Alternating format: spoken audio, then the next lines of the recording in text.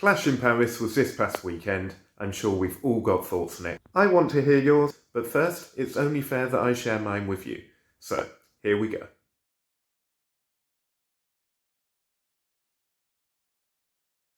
First up, and I am feeling a little bit smug.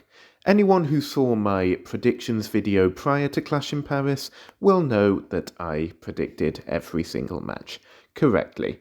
So, was this a result of it being quite easy to predict, or have I done very well on this occasion?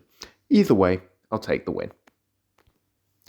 Number 2, and the beatdown post-match was way too long, if you ask me.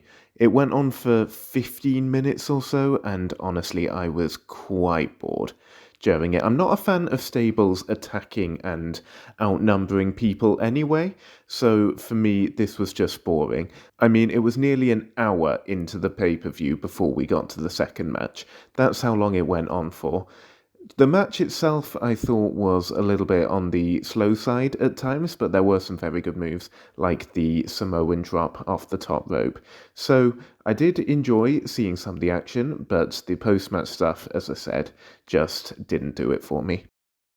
Thought number 3, and we were treated, I believe, to an example of how good tag team wrestling can be sometimes.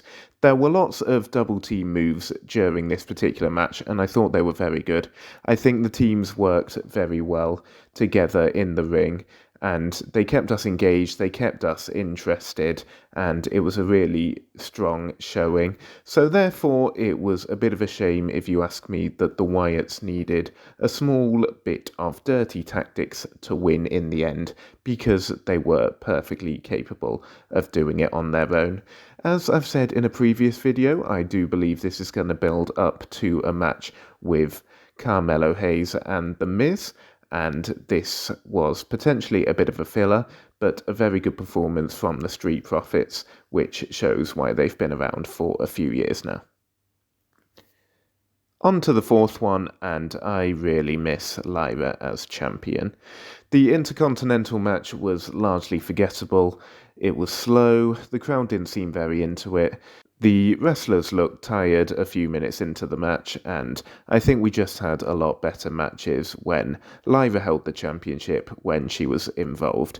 So the ending was actually quite impressive, but that was easily the best part of the match for me. It was a slow match in general, and as I said, I just didn't get into it at all. I don't know if these two will continue. If they do, I hope it's a more impressive match, but I'm not entirely sure where they're heading with the Intercontinental Championship.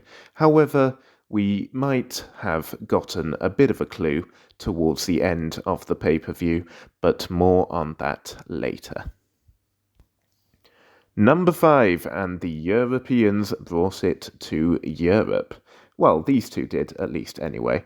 This was a really good match. I really enjoyed it. The match was engaging, the weapons were used well, and they actually aided the match rather than becoming the match. I sometimes feel that when we have a particular stipulation during the match, the actual wrestling gets lost a little bit and they just hit each other with weapons, but they were used really well during this, and as I said, I really did enjoy it. We've had a good few weeks of build up to this match with them not being able to stop fighting week in, week out, and at least for now I feel we've reached quite a satisfying conclusion. So really impressive from both Rusev and Sheamus during this match.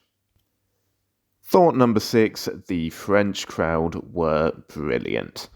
They just made a terrific amount of noise during the event, and I believe brought a level of uniqueness that crowds in other countries don't seem to manage sometimes. They had their own personal chants and just really made the event enjoyable. It was great listening to them during matches, before matches, whenever. I just felt that they really made the most of the event being over there in Paris. So for that reason, I will look forward to whenever the next event is over in France, because I believe they certainly had a good time and outshone a number of the pay-per-view crowds that I have seen over the years. Moving on to number 7, Logan Paul versus John Cena was my favourite match of the night. And that's really good because it was a match I wasn't particularly looking forward to. I wasn't invested in the rivalry because I think it's clearly there just to kill time before the showdown with Lesnar that Cena is obviously going to have. But this was a very well paced match. I thought they had really good chemistry. Some of the movement was excellent. It was quick, and I definitely believe that Logan Paul is no parasite. I think some of his movement is excellent in the ring, and he's playing his character very well. So I do hope that we'll continue to see him perform well in the ring as we go forward.